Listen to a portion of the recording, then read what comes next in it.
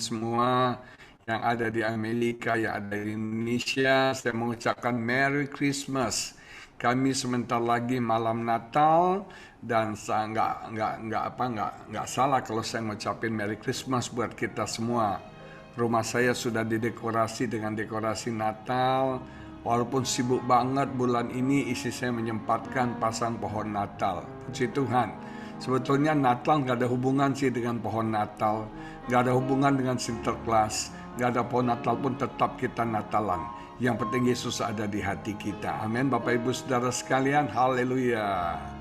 Haleluya. Haleluya. Jesus haleluya. Lama syakala balaba. Mari kita sembah Dia. Betapa besar kasih-Mu Allahku, sehingga Kau berikan Yesus padaku, supaya aku tidak binasa, melainkan beroleh hidup yang kekal.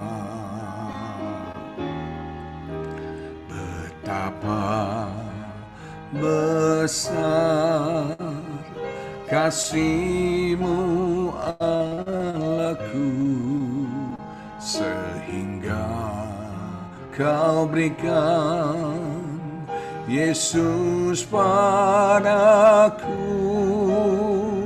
supaya aku tidak binasa, melainkan beroleh hidup yang kekal. Katakan sama-sama. Ku sembah Kau, ku sembah Kau, Engkau yang layak untuk ku sembah, ku sembah Kau, ku sembah Kau,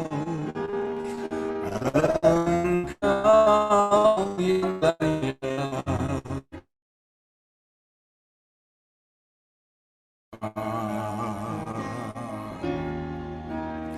Betapa besar kasih-Mu Allahku, sehingga Kau berikan Yesus padaku, supaya aku tidak binasa, melainkan beroleh hidup yang kekal. Mari sembah Dia, katakan. Ku sembah Kau, ku sembah Kau, Engkau yang layak untuk ku sembah, ku sembah Kau, ku sembah Kau, Engkau yang layak untuk ku sembah, Engkau yang layak untuk ku sembah. Haleluya. Kami sembah Engkau Tuhan. Haleluya. Inaralamayanalammo. Haleluya. begitu besar kasih-Mu ya Allah.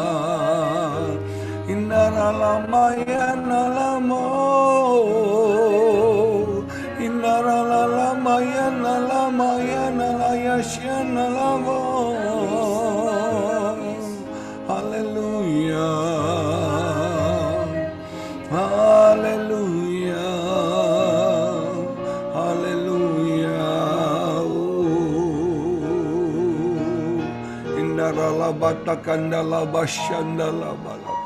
Secara personal kita mau menyembah Tuhan. Kita mau datang menghampiri Dia, buka hatimu, buka suaramu, sembah Dia. Katakan sesuatu kepada Raja Damai yang lahir ke muka bumi ini. Katakan kepada Yesus yang rela menanggalkan kealahannya dan menjadi sama seperti kita manusia. Haleluya, haleluya, oh, haleluya, haleluya,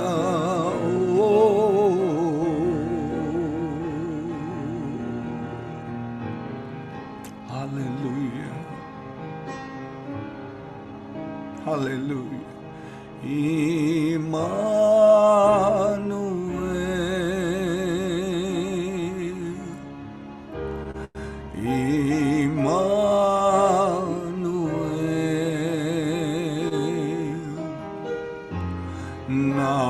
Namanya disebut Immanuel,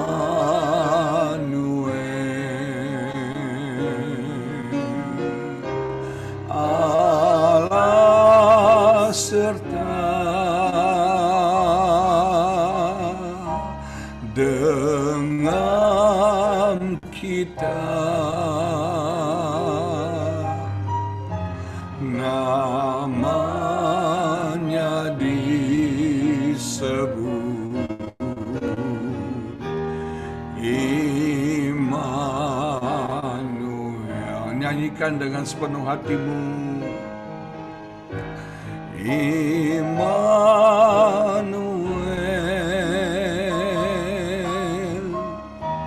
Immanuel,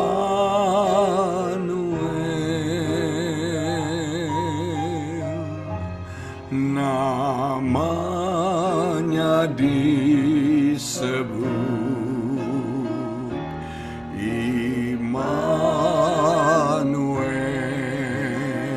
Allah serta, Allah serta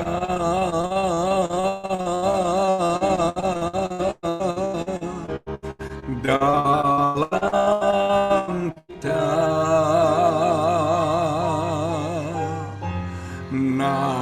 Namanya disebut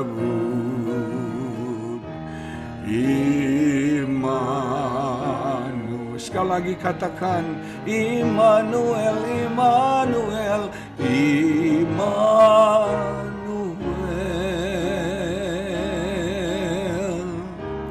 Immanuel.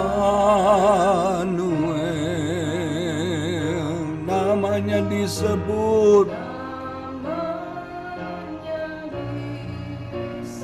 Immanuel, Allah serta dalam kita, Allah serta,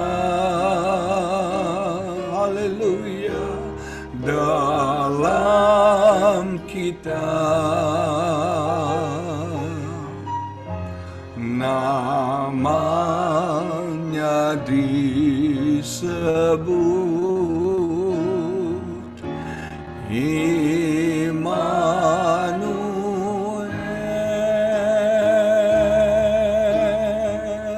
Hallelujah, hallelujah, we bless you, Lord.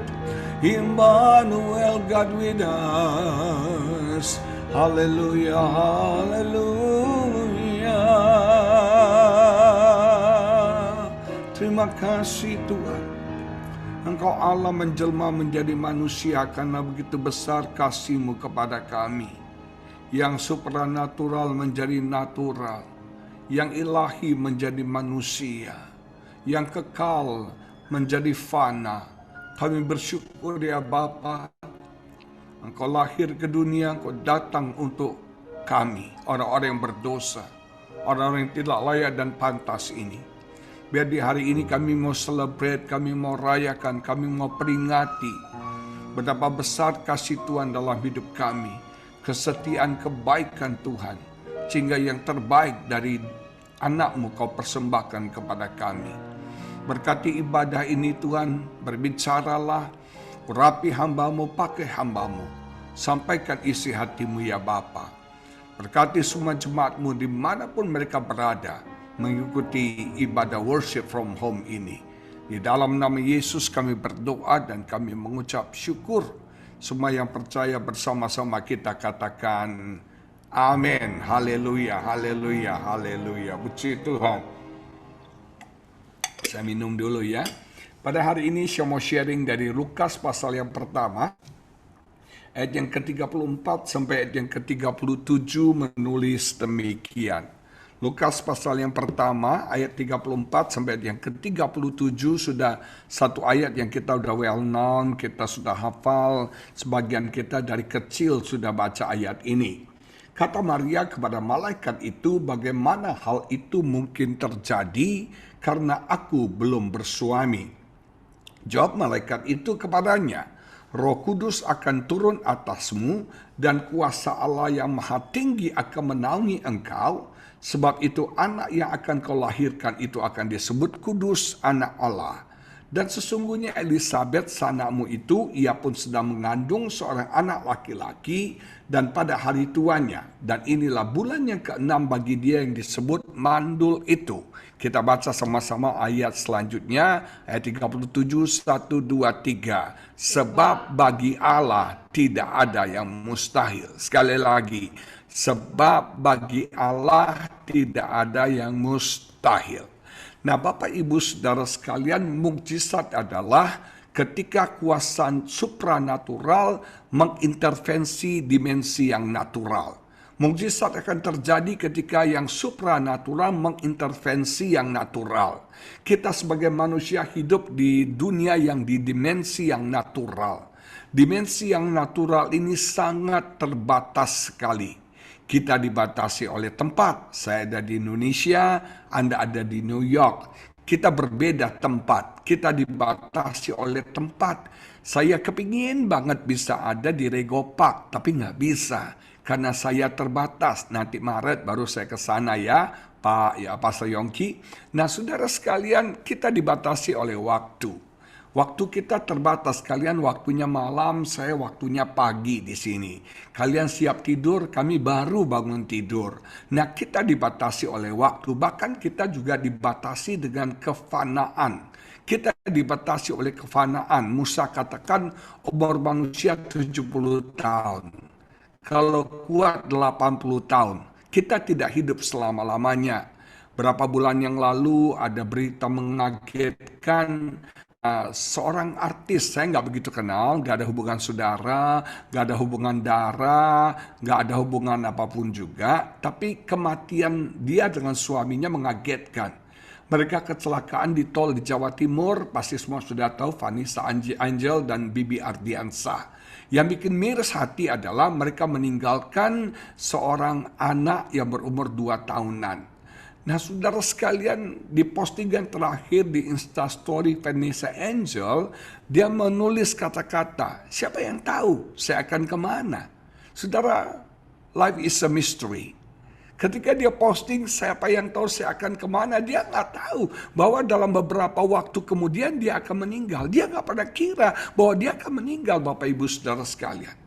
Kita ini dibatasi oleh segala kefanaan. Kita ini dibatasi oleh segala banyak hal dalam hidup kita.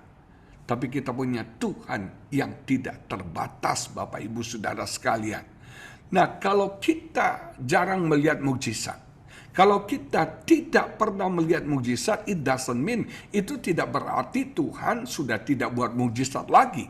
Itu tidak berarti Tuhan sudah cuti, Tuhan sudah pensiun, dan Tuhan tidak melakukan mukjizat lagi. Saya sangat yakin dan percaya Allah kita Allah yang hidup. Dia tidak berubah dulu, sekarang, sampai selama-lamanya. Saya percaya sampai hari ini mukjizat masih terjadi. Sampai hari ini Tuhan masih melakukan mukjizat bagi setiap kita. Percaya Christmas 2021 ini akan menjadi Christmas full of miracle for us. Natal 2021 ini akan menjadi Natal yang penuh dengan mukjizat bagi setiap kita. Kalau kita bicara Allah, He is the God of miracle. Kalau kita bicara tentang Tuhan, Dia adalah Allah yang melakukan mukjizat. Kalau kita membaca beberapa kejadian dalam Alkitab yang saya mau kutip, Bapak Ibu Saudara sekalian, masih ingat ketika Tuhan berbicara kepada Abraham. Tuhan bilang, Abraham, kamu akan punya anak, kamu akan punya keturunan. Waktu Tuhan berbicara kepada Abraham, Abraham sudah berumur 90 tahun. Dan Sarah sudah berumur 80 tahun. Saudara harus tahu ya, umur 80 zaman dulu juga sudah tua. Sudah nenek-nenek, walaupun memang umur mereka panjang. Tapi umur 80 itu juga sudah tua. Nah bayangkan, nenek-nenek umur 80 dapat kabar dia akan hamil. Makanya Alkitab berkata Sarah tertawa. Kenapa Sarah tertawa? Karena geli. Karena itu gak mungkin, itu mustahil. Coba kalau saudara dengar kabar, kalau nggak salah mamanya Bu Yongki masih hidup ya. Masih hidup ya Bu ya, di Sidoarjo Bu ya, masih hidup ya. Nah andai kata mama Bu Yongki tampil di Zoom ini, dia bersaksi. Saya mau bersaksi. Mamanya Yogi, Tuhan begitu sama saya hamil. Bayangin saudara, yang aja, mamanya Yogi, mamanya Kisah, hamil. Aduh, gak mungkin, impossible. Saudara semua akan ketawa, dan saudara berkata, ini lelucon yang paling lucu di abad ini, betul gak? Waktu janji diberikan, Sarah umur 80. Sarah hamil tuh umur 90-an Bapak Ibu Saudara sekalian. Bayangin nenek-nenek umur 90-an hamil. Teman saya kemarin ini umur 45 ternyata hamil. Umur 45 tahun ibu-ibu hamil. Dia malu banget loh. Umur 45 tahun hamil, dia tutupin kehamilannya. Dia nggak berani cerita sama orang. Apa kata dunia? Gua sudah umur 45, terus gua hamil. Aduh, dibilang gua tante-tante genit lagi, tante-tante gimana? Dia malu banget, dia tutupi kehamilannya. Saya bilang, Ci, lu nggak usah minder. Lu biarin aja, mau itu berkat Tuhan kok. Iya, tapi gua udah tua. Masa gua tua gini hamil umur 45 aja hamil rasanya risih. Ini nenek-nenek umur 90-an, gak mungkin, mustahil. Saya belajar dari Opa Abraham. Abraham tuh tidak punya dasar untuk berharap. Gak mungkin lah semua kita secara natural, secara medis, gak mungkin Sarah yang umur 90 tahun, yang rahimnya sudah tertutup, sudah kering, yang mandul, gak mungkin bisa punya anak. Tapi karena tidak ada dasar untuk berharap, Abraham itu hebat. Dia percaya dan dia berharap. Nah ini kunci kita tahun 2020. Janji Tuhan. Amin saudara-saudara. Kita mau percaya dan berharap kepada janji Tuhan tahun 2022. Dan apa yang terjadi? Sarah hamil. Padahal Sarah sudah ambil jalan pintas kan. Menyerahkan Hagar kepada Abraham, tidur, lahir Ismail. Tapi Tuhan bilang anak perjanjian bukan Ismail. Ismail lambang anak daging. Ismail lambang daging, Ishak lambang roh. Yang Tuhan mau bukan hasil dari daging. Yang Tuhan mau bukan hasil dari hawa nafsu. Tapi yang Tuhan mau anak perjanjian yaitu Ishak. Nah saudara sekalian, mukjizat terjadi. Sarah hamil dan akhirnya punya anak yang bernama Ishak. Makanya nama Isa artinya apa? Tertawa. Makanya jadi orang di New York jangan stres. Sebanyak tertawa kayak gembala Anda. Banyak tersenyum, banyak tertawa. Hidup ini harus ditertawakan. Jangan izinkan hidup ini mentertawakan kita. Jangan izinkan setan mempertawakan kita. Kita tertawakan setan. Tapi jangan tertawa terus. Kalau Anda tertawa terus, terus malah error itu saudara-saudara sekalian. Nah, mujizat terjadi. Masih ingat ketika Musa memimpin bangsa Israel keluar dari perbudakan Mesir? Ketika mereka di dalam perjalanan baru saja keluar dari perbudakan Mesir, mereka senang, mereka sukacita. Tiba-tiba mereka mendengar suara derap langkah kaki kuda.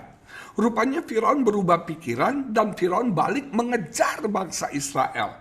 Kenapa Firaun mengejar mereka? Bukan cuma untuk memperbudak mereka saja lagi, tapi yang kedua mungkin Firaun menyesal bahwa sebuah bangsa Mesir sudah kasih hartanya ke bangsa Israel. Ini ekonomi negaranya bisa masalah ini saudara. Karena harta mereka sudah diserahkan dengan sukarela kepada orang Israel supaya orang Israel pergi dari Mesir kan. Sekarang tulah udah selesai, sekarang ekonomi mereka hancur. Nah sekarang mereka mau naikkan ekonomi mereka. Masalahnya harta mereka sudah dibawa sama bangsa Israel. Makanya Firaun dia mengerahkan kereta kuda terbaik, pasukan the bestnya untuk mengejar bangsa Israel. Alkitab berkata bangsa Israel mendengar derap langkah kaki kuda. Mereka mendengar langkah kaki kuda, mereka udah takut loh. Mereka langsung takut. Makanya Musa bilang jangan takut. Seringkali ketakutan itu mengintimidasi kita. Dia belum muncul, tapi kita udah ketakutan. Betul nggak? Takut gagal, takut nggak dapat jodoh, takut mati, takut. Padahal itu belum ada. Hanya baru derap langkah kakinya aja. Hanya baru bung, bung, bung, bung. Kita udah takut, kita udah gentar. Baru isu Omikron aja udah geger New York. Katanya apa? Pak Yongki cerita kemarin mau di shutdown. Tapi Maret coba shutdown. Awas ya. Nah, Bapak Ibu saudara sekalian baru isu Omikron aja. Belum juga udah apa orang udah panik, orang udah bingung saudara sekalian. Tapi Indonesia udah tenang nih. Omikron baru cuma satu katanya. Katanya cuma satu saudara sekalian. Nah, kami berdoa supaya kita nggak ngalami lah ya, karena Maret saya mau ke sana. Nah, saudara sekalian, baru derap kaki kuda aja udah ketakutan. Mereka gemetar, mereka takut. Firman Tuhan berkata, Natal ini jangan takut. Ingat kepada Maria dia berkata jangan takut. Kepada Yusuf dia berkata jangan takut. Kepada gembala dia malaikat berkata jangan takut. Tuhan berkata jangan tahu. Pesan Tuhan hari ini jangan takut Bapak Ibu Saudara sekalian. Nah sekarang di depan mereka ada laut. Di belakang Firaun mengejar, di depan ada laut. Ini bagaimana? Dalam keadaan terjepit banget, stressful banget. Anda pernah nggak dalam keadaan tertekan banget? Dari kiri datang masalah, dari kanan datang masalah, dari depan datang masalah, dari belakang datang masalah. Rasanya kita kejepit, kita nggak tahu bagaimana, kita nggak tahu apa harus kita lakukan. Nah itu keadaan yang dialami oleh bangsa Israel. Mereka terjepit, mereka terdesak. Firaun dari belakang, sebentar di depan ada laut. Nggak ada jalan keluar, nggak ada solusi, nggak ada harapan. Mungkin di akhir tahun ini, Anda dalam keadaan seperti itu. Gak ada harapan.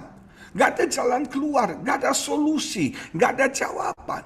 Tapi Tuhan selalu punya jawaban. Makanya kitab ini namanya Exodus. Exodus dalam bahasa Indonesianya keluaran. Artinya apa? Apapun masalah Anda, jemaat BMC New York, apapun masalah Anda, saudara-saudara mengikuti ibadah sumni, selalu ada jalan keluar. Selalu ada jalan keluar. Selalu ada exit bagi setiap kita. Musa mengangkat tongkatnya. Dan apa yang terjadi? Laut terbelah. Dan bangsa Israel bisa berjalan di dataran yang kering. Tapi saya mau beritahu ya. Seringkali Tuhan buka jalan, tapi jalannya dangerous. Ini yang saya sebut dengan dangerous deliverance. Ada kelepasan, ada jalan keluar. Tapi jalannya ngeri-ngeri sedap. Jalannya mengerikan. Kenapa? Mereka berjalan di dataran yang kering. Sementara kiri kanan mereka temboknya apa? Air, saudara. Mereka bisa melihat ikan-ikan monster zaman dulu. Mereka bisa melihat ikan paus. Mereka bisa melihat ikan-ikan hiu. Mereka bisa melihat ikan-ikan monster. Bayangin, mereka di dasar laut. Dan ini temboknya laut. Bayangin kalau kita jalan. Jangan-jangan nutup kan ya? Aduh, nyatu kan nih airnya nih. Aduh, gimana nih, kuat gak airnya nih? Mereka pikir, air loh, bukan tembok. Kalau tembok kita aman, betul nggak? Kalau yang ini tembok, kita mah secure banget, deliverance-nya happy banget. Tapi di masalahnya temboknya air. Dan kita bisa lihat semuanya. Ini namanya dangerous deliverance. Seringkali Tuhan buat jalan keluar ya. Tapi jalan keluarnya yang ngeri-ngeri sedap buat kita. Tapi yang penting Tuhan pimpin kita ke seberang. Tuhan akan pimpin kita ke next level. Tahun 2022, next level dalam hidup kita.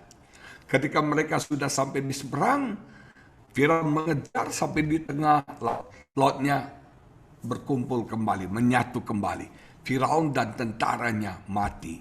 Apapun yang mengintimidasi kita, apapun yang menekan kita, apapun trauma-trauma masa lalu kita, apapun kesedihan, kepahitan kita harus lenyap.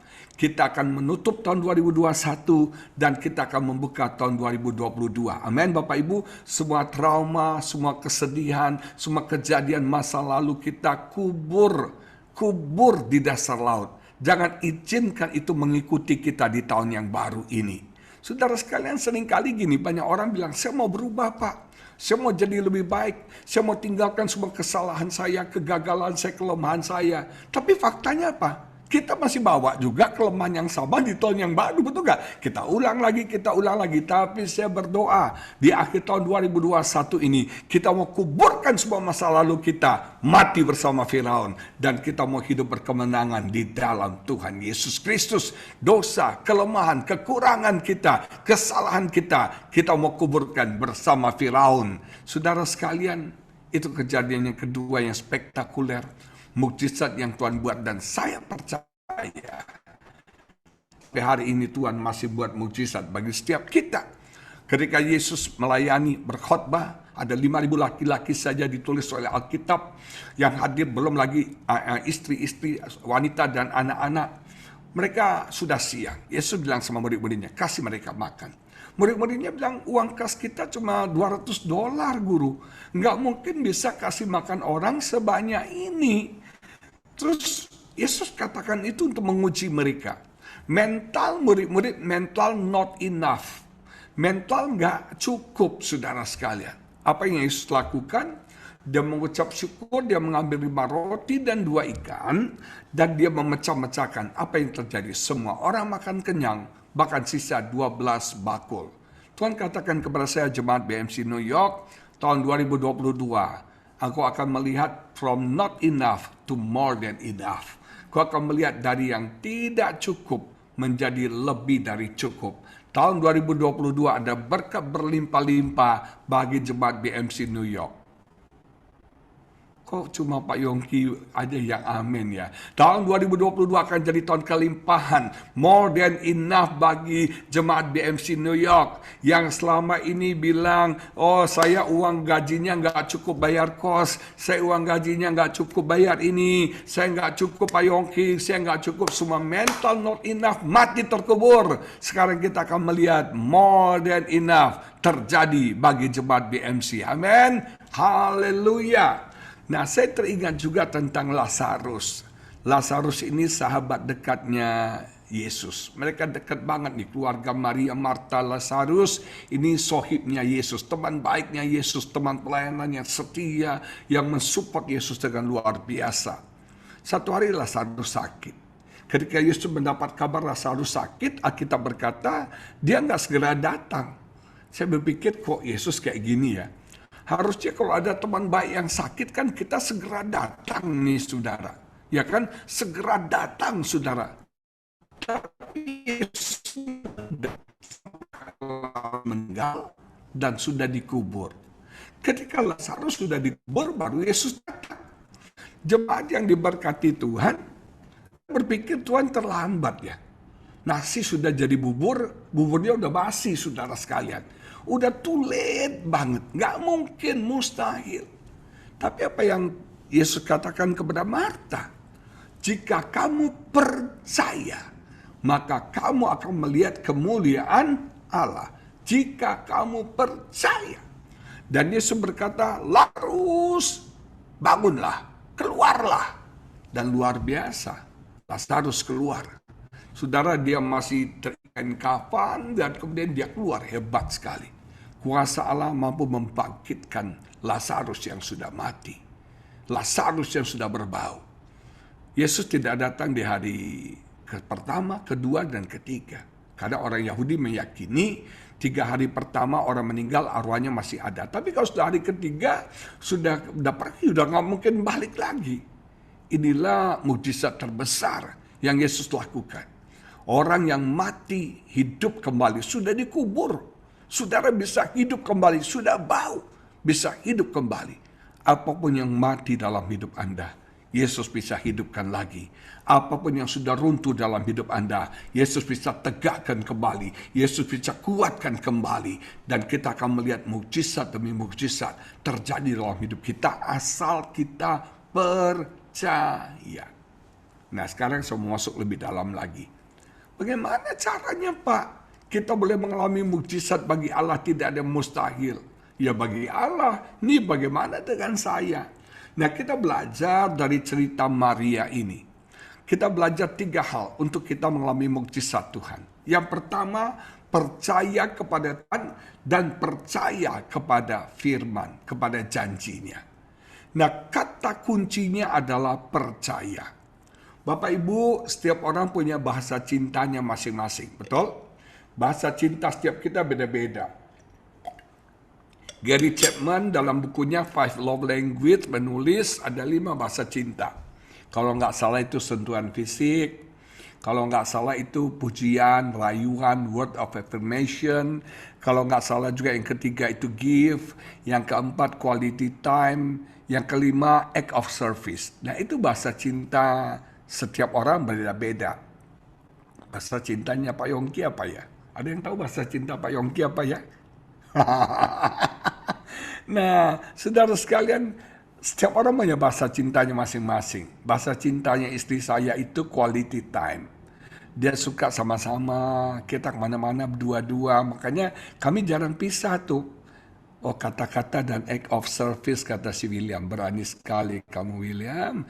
Jadi kita harus puji-puji Pak Yongki. Oh, Pak Yongki hebat sekali. Kamu the best. Pak Yongki suka tuh ya. Ya William, benar nih William. Nah, Bu Yongki mesti sayur rayu tuh Bu Yongki. I love you baby, I love you baby. Gitu ya. Nah, saudara sekalian, istri saya bahasa cintanya quality time. Dia maunya tuh sama-sama terus. Sama-sama terus. Di rumah saya ini kecil ya. Ukurannya 4L. Lu lagi ya. Rumah saya RSSSS. Rumah saya sungguh sangat sempit sekali. Sampai-sampai selonjoran susah sekali gitu ya. Nah, istri saya tuh nggak boleh nggak lihat saya. Dia nggak lihat saya langsung tuh. Satu hari di rumah ini nama saya dipanggil 157 kali. 150. Padahal rumah kami kecil kan. Dia pasti tahu saya kalau nggak ada di kamar depan, di kamar utama, kalau nggak di kamar mandi. Itu aja kan. Pilihannya cuma itu. Tapi dia saudaranya, Papi, kamu di mana? Kalau dia lagi ngomong, Gustinus. Teman saya Agustinus. Gustinus, kamu di mana? Rumah kita kecil, lo nggak usah teriak manggil 197 kali Mama saya dipanggil. Kenapa? Dia mau saya tuh selalu sama-sama dia. Nggak lucu dia lagi rebus telur saya dampingi kan nggak lucu. Dia lagi potong bawang saya dampingi kan nggak lucu gitu. Dia maunya kayak gitu Bapak Ibu Saudara sekalian. Dia nggak minta tas Hermes, dia nggak minta tas Chanel, dia nggak minta baju mahal, nggak minta. Tapi ya kalau ada boleh katanya. Nah Bapak Ibu Saudara sekalian, dia nggak pernah minta, itu bukan bahasa cinta dia. Malah kita kasih hadiah dimarahin, lu ngapain beli barang mahal-mahal katanya kan. Nah, bahasa cintanya quality time. Tahu nggak bahasa cinta Tuhan apa? Bahasa cinta Tuhan adalah percaya. Tuhan tuh mau dipercayai dalam apapun situasi kondisi yang kita alami. Sekali lagi, Tuhan mau kita mempercayai Dia dalam segala situasi kondisi apapun yang kita alami dalam hidup kita. Percaya. Kita percaya kepada Tuhan. Jangan percaya kepada pikiran. Jangan percaya kepada perasaan. Seringkali kita manusia kan percaya kepada feeling ini. percaya pada perasaan kita. Kita bilang, perasaan gua ini orang baik nih. Perasaan gua ini orang jago nih. Perasaan, kita sudah pakai perasaannya. Saya pernah stroke ringan Bapak Ibu Saudara sekalian karena saya pakai perasaan. Saya rasa badan saya sehat. Saya rasa badan saya oke, stamina fit. Nggak taunya perasaan saya bohong. Ternyata tensi saya lagi tinggi pada waktu itu. Jadi saya ini dulu bandel ya, dengar Pak Yongki jangan bandel ya. Obat tensi harus diminum tiap hari. Jangan lupa tuh amlodipin Pak Yongki ya. Nah saudara sekalian, obat tensi harus minum tiap hari. Saya itu bandel. Kalau badan nggak enak baru saya minum. Kalau badan nggak enak saya nggak minum. Kadang-kadang saya cuma minum setengah, kadang-kadang saya cuma minum seperempat. Dokter sendiri, sok jago. Nah saya rasa badan saya enak. Saya nggak minum obat tensinya. Nggak tahu itu tensi lagi tinggi. Jadi saya ini orang yang punya bakat ya. Tensi saya tinggi tapi saya nggak rasa tuh. Ada orang kan ya, tensinya tinggi dia nggak rasa. Ada orang baru tensinya dikit naik aja udah keliang-keliang, udah lingung-lingung. Saya nggak, tensi saya tinggi, saya masih biasa-biasa aja. Nah akibatnya saya stroke ringan. Jangan percaya pada perasaan. Perasaan sering menipu. Jangan percaya pada pikiran. Ada ayat Alkitab bilang gini, ada jalan yang kita sangka lurus, tetapi endingnya akhirnya menuju kepada maut. Apa yang kita pikirkan, apa yang jadi asumsi, perkiraan, perhitungan budget kita bisa salah. Betul kan Bapak Ibu? Karena kita jangan percaya pada pikiran kita. Saya punya teman nih, dia ketemu orang, orangnya kelihatannya saleh. Dia pikir nih orang saleh, nih orang jujur, nih orang baik. Join bisnis, buka restoran. Ternyata nih orang yang kelola restoran, teman saya sibuk, dia punya bisnis lain. Dia cuma datang seminggu sekali kalau sempat. Nah bisnis ini dijalankan oleh partnernya, dan ternyata selalu rugi katanya. Teman saya cek data, ternyata restoran itu selalu rame. Tapi ini orang kok bilang rugi, rupanya dikorupsi, dicia uangnya. Sampai teman saya jengkel sekali, dia bilang, ini orang Pak, saya kira malaikat, nggak taunya Lucifer Pak katanya. Sering kita kayak gitu ya. Kita pikir ini orang malaikat, ini orang suci, ini orang saleh, ini orang kudus. Nggak taunya cong tipu, hatinya Lucifer saudara sekalian. Nah coba yang diberkati, jangan percaya pada pikiran. Jangan percaya pada perasaan dalam bisnis. Kalau ada bisnis, ada punya perhitungan. Hasil akhir hitungan bisnis yang kita hitung itu untung. Itu perkiraan kita, itu pikiran kita untung. Tapi berapa banyak faktanya ketika kita jalankan bisnis itu? Bukannya untung, malah rugi besar. Malah buntung Bapak Ibu Saudara sekalian. Nah hari-hari ini memasuki tahun 2022 ini, percaya kepada Tuhan. Percaya kepada Tuhan. Percaya kepada firman-Nya. Percaya kepada janjinya Bapak Ibu Saudara sekalian. Tuhan itu tidak pembohong. Tuhan tidak pendusta. Sebab bagi Allah tidak ada mustahil, itu bahasa Indonesia. Dalam New Living Translation ditulis begini, for the word of God will never fail. Firman Allah, janji Allah tidak akan pernah gagal. Artinya apa? Tuhan sanggup, Tuhan lebih dari mampu, Tuhan punya kuasa untuk menepati janjinya bagi setiap kita. Saudara ingat ya, Tuhan tidak pernah bekerja berdasarkan situasi kondisi yang kita alami. Tapi Tuhan bekerja berdasarkan janji firman-Nya kepada kita. Situasi boleh buruk, kondisi boleh gak bagus, tapi pegang janji firman Allah, karena Tuhan akan bekerja menepati janjinya. Tuhan gak ada hubungan dengan situasi kondisi yang kita alami. Tuhan tidak terganggu dengan situasi krisis yang ada di luar sana. Karena yang Tuhan hitungkan adalah janjinya, dan Dia sanggup mengenapi janjinya. Hebatnya Natal itu gini, Yesus dinubuatkan akan lahir di mana? Di Bethlehem. Sementara Maria ada di Nazaret. Gak mungkin lah ya, Maria punya iseng Gue mau lahiran di Bethlehem, nggak ada itu sudah. Karena itu jauh, dari Nazaret ke Bethlehem zaman dulu tuh jauh. Dua provinsi yang berbeda, tapi hebat. Tuhan katakan, firman Tuhan katakan, Yesus harus lahir di Bethlehem. Tiba-tiba Tuhan bisa buat Kaisar Agustus iseng. Iseng. Dia tiba-tiba berniat mengadakan sensus penduduk. Alkitab berkata ini yang pertama kali dan terakhir kali. Nah iseng banget nggak tuh? Cuma sekali doang. Ngadain sensus penduduk untuk memindahkan Yusuf dan Maria dari Nazaret ke Bethlehem. Mengedapi janji Tuhan bahwa Yesus harus lahir Sang Mesias harus lahir di Bethlehem. Tuhan bisa buat atur desain dengan begitu luar biasa. Janjinya tergenapi dalam hidup Anda.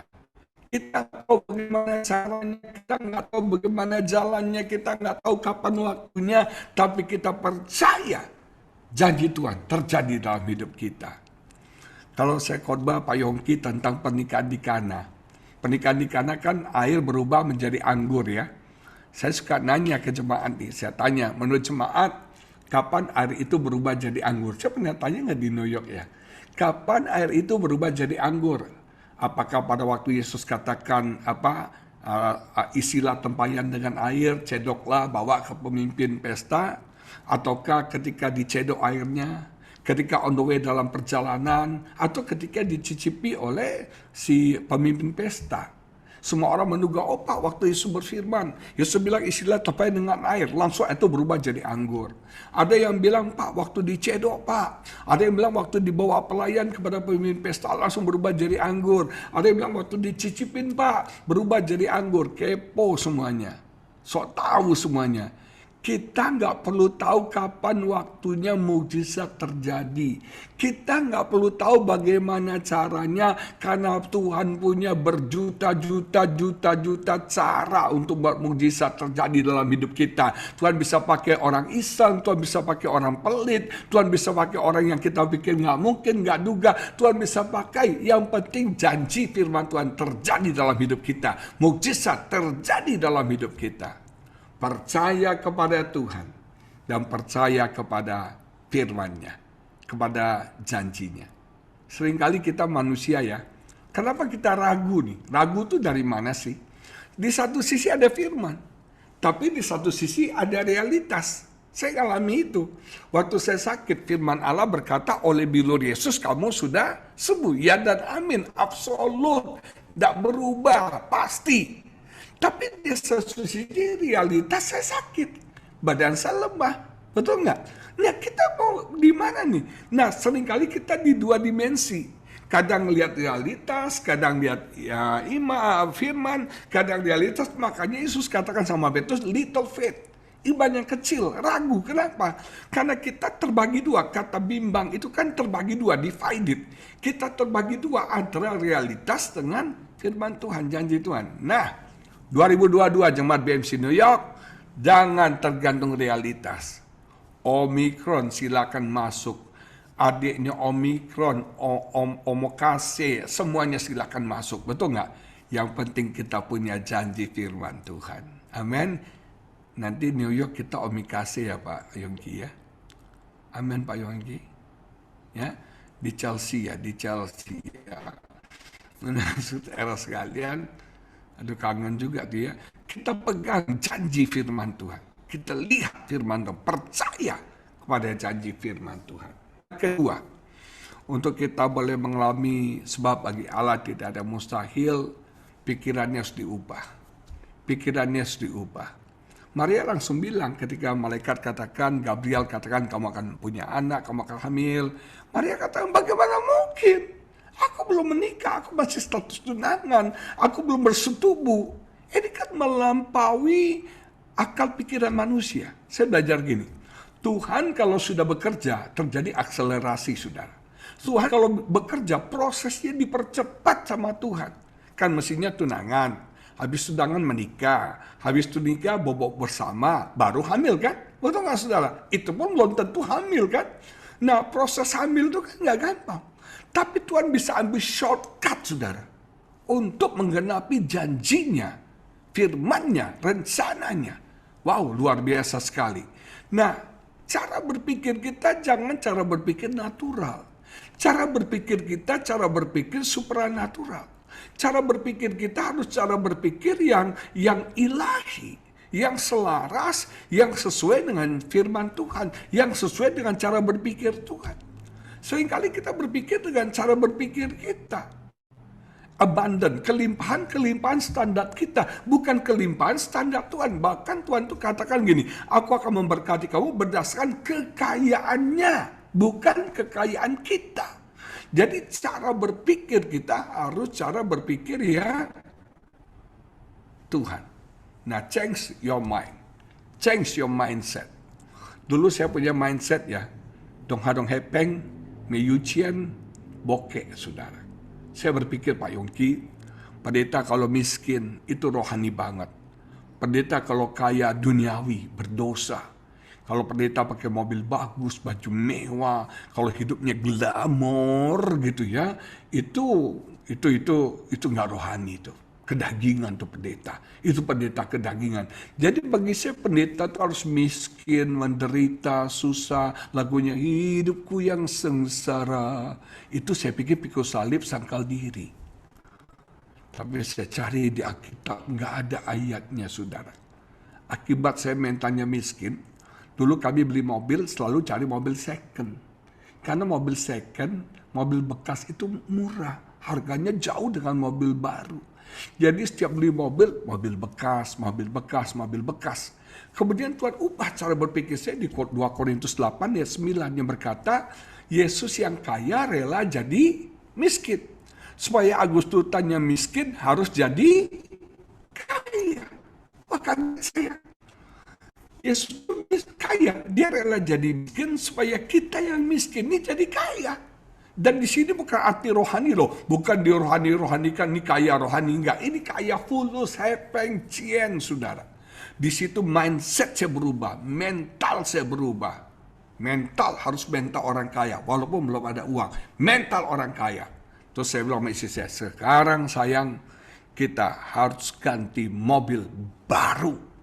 Mental second harus dikuburkan di lautan sana. Amen, saudara. Dan kita mulai di mobil, kita cari mobil itu kami beli Captiva Chevrolet baru, brand new. Bahkan istri saya lebih nekat dari saya. Makanya cewek-cewek itu ya nekatnya tinggi loh. Waktu itu kan bisa, kami di sini kan leasing cicilan ya, bisa 3 tahun, 4 tahun. Kalau mobil biasa 3-4 tahun, 3 tahun lah. Istri saya ditawarin, Bu, 1 tahun tanpa bunga, Bu, cicil langsung potong 12. Istri saya bilang, oke, dia bilang gitu ya. Saya bilang, sayang, ini 1 bulan gede banget loh cicilannya. Gede bang, 12 bulan potong, nggak ada 0%. Ya mumpung nggak ada bunga, udah ajar aja katanya.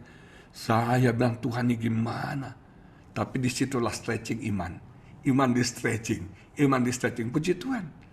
Kami bisa lunasi, mana udah dijual, udah ganti lagi X-Trail. Kemarin Pak Yoki sempat X-Trail, sekarang udah ganti lagi yang baru lagi, saudara sekalian. Udah pernah saya ceritakan. Nah, jemaat yang diberkati Tuhan, kita harus belajar di pikiran berubah. Semua kata nggak mungkin, nggak bisa, mustahil itu buang. Bagi Allah tidak ada mustahil. Dan bagi orang yang percaya, kata kuncinya apa? Percaya, tidak ada yang mustahil. Kita harus masuk dari dimensi yang terbatas kepada dimensi yang tidak terbatas. Kita harus masuk dari dimensi natural kepada dimensi yang supranatural. Change your mind. Berubah cara berpikir kita. Amin. Pada mukjizat terjadi dimulai dari kemauan sih. Waktu Yesus bertemu Bartimius, dia bertanya, apa yang engkau inginkan aku lakukan buat kamu? Kamu tuh maunya apa sih? Waktu Yesus ketemu orang lumpuh korban di kolam Bethesda, Yesus tanya, apakah kamu mau sembuh? Maukah kamu sembuh? Sebenarnya kuncinya dari kemauan nggak? Kalau Anda mau sembuh, Anda akan disembuhkan. Kalau Anda mau berubah, Anda pasti berubah. Kalau Anda mau diberkati, Anda pasti diberkati. Berubah cara berpikir. Mindset kita harus berubah. Cara berpikir kita harus berubah. Amin. Kita masuk 2022 nih. Cara berpikir kita harus berubah banyak nih. Tuhan reset mindset kita. Tuhan reset cara berpikir kita. Saya mindset lama hidup dari pelayanan. Tapi mindset baru hidup dari Tuhan, saudara. Selama ini saya pikir semakin banyak saya khotbah, makin banyak berkat saya terima. Tapi selama 2 tahun, Tuhan buktikan gak ada pelayanan. Saya diberkati Tuhan. Tuh lihat tuh, banyak sekali parsel Natal tuh di belakang tuh saudara sekalian. Nah, haleluya. Jadi berkat itu bukan dari pelayanan. Berkat itu dari Tuhan. Amin. Sekalipun saya nggak ada pelayanan, tapi Tuhan memberkati hidup saya sampai hari ini. Tuhan mencukupkan semua yang saya perlukan dengan sangat luar biasa sampai hari ini. Yang kedua, cara berpikir di rumah. Yang ketiga, empowering by the Holy Spirit. Kita diperlengkapi oleh kuasa Roh Kudus. Mereka jawab, Roh Kudus akan turun atasmu. Dan kuasa Allah yang Maha Tinggi akan menaungi engkau. Kata menaungi itu seperti Roh Allah melayang-layang di atas permukaan air. Itu katanya hover, yang artinya seperti induk ayam mengerami telurnya. Kita dalam proses mengerami, betul nggak? 2022 akan menetas. Apa yang Anda impikan? Apa yang Anda cita-citakan? Mukjizat apa yang Anda butuhkan? Roh Kudus sedang ngerami. 2022 akan menetas. Kita akan melihat mukjizat, sebab bagi Allah tidak ada mustahil. Tahun 2022 kau akan kagum, kau akan terpesona, kau akan takjub melihat yang wonderful counselor itu. Dalam bahasa Indonesia kan penasihat ajaib ya. Tapi dalam bahasa Indonesia yang pertama itu wonderful. Anda pernah melihat wonder, sesuatu yang wonder, wow. Nggak mungkin, nggak bisa. 2022 akan jadi tahun wow buat kita. Sama-sama katakan wow. 1, 2, 3. Wow. Kok kurang mantap ya. 1, 2, 3. Wow. 2022. Mantap sekali Pak Yonggi. Sekali lagi Pak Yonggi. Wow. Tahun 2022 akan jadi tahun wow buat kita. Kita akan kagum, terpesona. Kita butuh Roh Kudus. Roh Kudus turun atasmu. Dia akan mengerami, sehingga akan menetas, akan ada terobosan terjadi, akan ada kelegaan terjadi, akan ada mukjizat terjadi dalam hidup setiap kita. Ini the Holy Spirit. We need the power. Ada satu cerita lama saya, modal lama nih, jok lama, tapi saya suka banget nih cerita. Satu hari seorang ibu ke mall. Dia ke mall, dia lihat pameran kulkas, dia beli, bagus kulkasnya. Dikirim ke rumahnya. Ibu itu ke supermarket, beli sayur, beli daging, beli es krim, beli semua hal lah. Sampai di rumah dia masukin di kulkas, dia tidur. Besoknya dia bangun, dia mau masak, dia kaget. Sayur dia busuk Bu Yongki. Dagingnya bau. Terus dia punya ayam semua rusak semuanya. Es krim meleleh semua. Dia ngamuk. Dia telepon yang jual kulkas. Kamu gimana? Kata promosinya kulkasnya dingin, sebulan awet. Ini apa? Baru juga semalam udah rusak semua. Pihak kulkas nggak enak dong. Akhirnya kirimlah teknisi ke rumah ibu itu. Dicek. Ada yang tahu masalahnya apa? Ayo William lagi. Biasanya William suka ngetik nih Will. Masalahnya apa Bapak Ibu sudah sekalian? Masalahnya kulkasnya belum dicolokin. Gak ada powernya. Gak ada powernya. Jadi sehebat apapun kulkas itu, fungsinya canggih, hebat, harga mahal, kalau nggak ada powernya nggak ada apa-apanya. Begitu juga hidup kita. Anda boleh harum, boleh cantik, boleh ganteng, boleh botak, boleh berambut, siapapun Anda. Anda boleh keren, pakai parfum paling mahal, pakai baju VIP semua itu, saudara. Ya, beli terus kembaliin lagi besoknya. Nah, saudara sekalian, kalau Anda nggak ada power, nggak ada gunanya. Kita butuh power. Karena power akan membuat kita berpindah dari dimensi natural ke dimensi supranatural. Kita akan melihat mujizat. Roh Kudus akan mengerjakan mujizat-mujizat terjadi dalam hidup kita. Setiap hari saya berdoa, Tuhan, Allah Roh Kudus yang manis, buat terobosan terjadi. Allah Roh Kudus buat perkara-perkara supranatural terjadi. Buat perkara-perkara yang ajaib, mujizat terjadi dalam hidup saya. Karena saya tahu hanya Dia yang bisa lakukan. Kita nggak bisa. Kekuatan kita terbatas, kemampuan kita bisa habis, kita bisa capek, bisa lelah. Tapi kita punya Roh Kudus yang menguatkan, yang menghiburkan, yang menolong, yang bersyafaat. Kalau bahasa Inggrisnya, He is our friend, Dia teman kita. He is our helper, yang membantu menolong kita. He is our comforter, penghibur kita. He is our strengthener, yang menguatkan kita. He is our intercessor, yang bersyafaat bagi setiap kita. Kita butuh Roh Kudus dalam hidup kita. Kuasa supranatural akan terjadi dalam hidup setiap kita. Sebab bagi Allah tidak ada yang mustahil. Sama-sama katakan sekali lagi, 1, 2, 3. Sebab bagi Allah tidak ada yang mustahil. Sekali lagi, 1, 2, 3. Sebab bagi Allah tidak ada yang mustahil.